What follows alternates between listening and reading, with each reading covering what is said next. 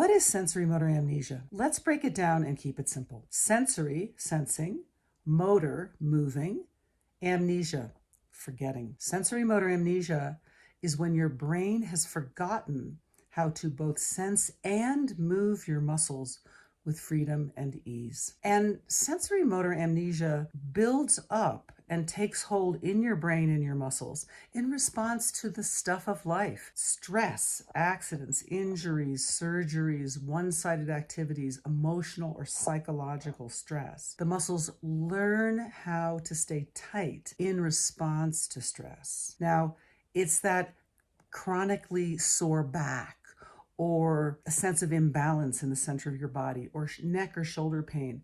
And it all develops because of stress habituation. Now, the good news is that because your brain has taught your muscles to stay tight in response to stress, it's your brain that needs to teach your muscles how to release and relax, so that you can move with freedom and ease the way you used to before your sensory motor amnesia took hold. And that's what we teach you how to do at Essential Somatics.